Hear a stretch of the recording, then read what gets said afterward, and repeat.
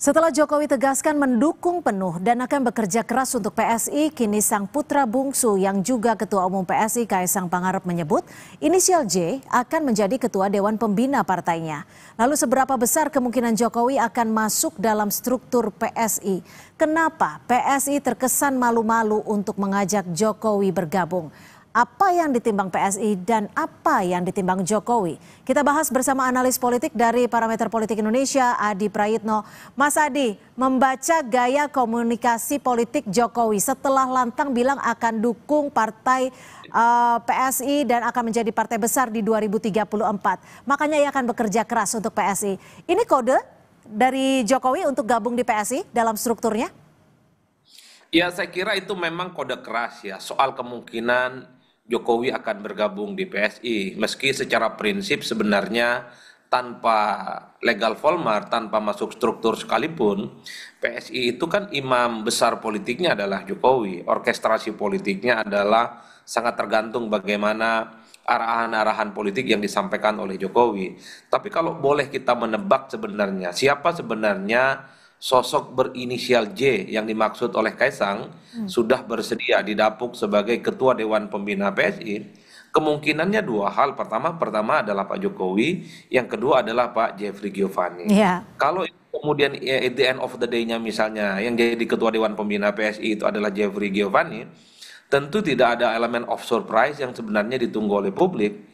Karena selama ini memang JG adalah sosok pendiri dan juga adalah sebagai orang yang pernah menjadi ketua Dewan Penasehat ya. Kalau yang kemudian ditunggu yang kedua adalah Pak Jokowi. Ini yang sebenarnya ditunggu dalam konteks legal formal secara struktural menyatakan diri dan menjadi bagian penting dari PSI. Inilah yang saya kira dugaan publik ketika Kaisang mengatakan tanda-tandanya adalah tokoh nasional berinisial J sudah bersedia. Publik itu menduga akan mengarah kepada Pak Jokowi bersedia sebagai ketua Dewan. Karena sebelumnya memang Jeffrey Giovanni sudah menjabat sebagai Ketua Dewan Pembina. Seandainya Jokowi menjadi Ketua Dewan Pembina PSI, apakah Jokowi masih punya istilahnya bargaining politik yang kuat? Mengingatkan kita tahu bahwa PSI tak lolos di parlemen. Ya, saya kira secara prinsip PSI itu punya keyakinan yang cukup kuat bahwa Jokowi itu adalah sebagai sosok yang punya pengalaman politik yang cukup panjang dan tidak pernah kalah pemilu.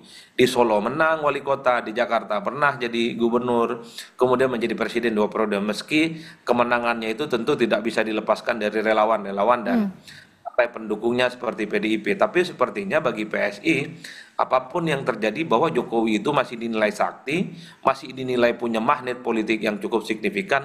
Karenanya wajar kalau kemudian beberapa waktu yang lalu kita mendengarkan bagaimana Jeffrey Giovanni mengatakan bahwa kalau perlu harus nangis-nangis supaya Pak Jokowi dan keluarga besarnya harus menjadi bagian dari PSI. Itu kan menegaskan bahwa kiblat politik, imam politik, ideologi politik yang ingin dibangun oleh PSI tak lain tak bukan hanyalah Pak Jokowi. Makanya tidak mengherankan ketika Kaisang menyebut inisial J tokoh nasional itu sebenarnya publik menerka.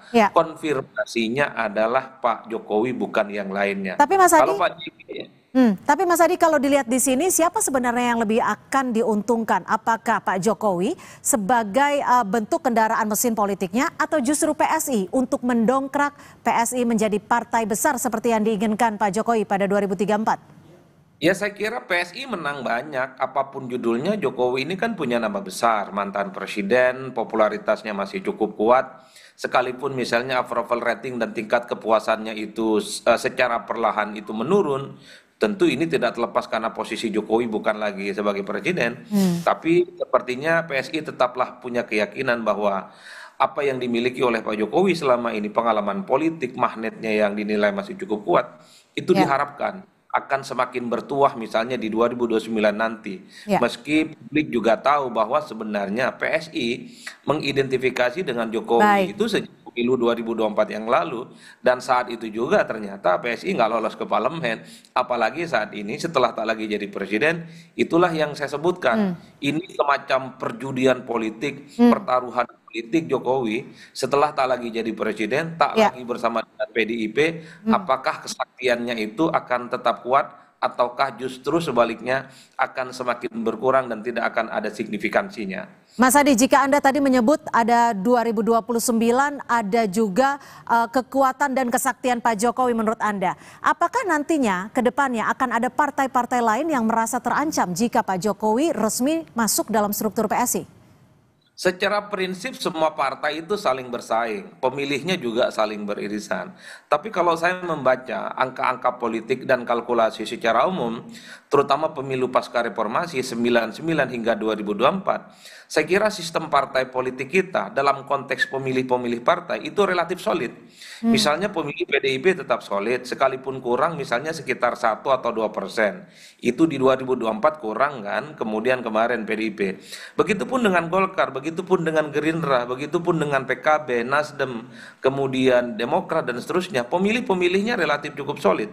Itu artinya apa? Untuk mencari dan menyasar pemilih-pemilih partai politik yang memiliki basis konstituen yang rumit sebenarnya sulit bagi partai-partai politik yang baru untuk mendapatkan dukungan politik secara signifikan. Ya. Untuk kerja keras yang harus ditunjukkan kepada publik. Nah yang kedua, Cynthia, yang ingin saya katakan adalah ada kecenderungan partai-partai politik baru, terutama yang tidak lolos ke parlemen, pemilihnya itu tidak pernah naik secara signifikan. Justru kalau kita hitung pemilu pasca reformasi hingga 2024, perolehan suara partai-partai yang tidak lolos parlemen itu ada kecenderungan menurun memang secara signifikan. Realitas politik yang Baik. tentu tidak mudah akan dihadapi oleh PSI menghadapi pertarungan politik di 2029 di tengah misalnya sistem kepartaian kita sudah mulai solid, di mana dukungan rakyat kepada Baik. partai politik tertentu sudah mulai terbentuk, Baik. dan ada kecenderungan partai politik baru non parlemen Ya. itu suaranya tidak pernah lolos dan kemudian dukungan politiknya selama ini tidak pernah kelihatan secara Baik, signifikan juga. artinya kita nantikan seperti apa keputusannya, nanti siapa Ketua Dewan Pembina dari PSI. Terima kasih Mas Adi Prayitno, Direktur Eksekutif Parameter Politik atas perspektifnya sore hari ini. Selamat sore Mas.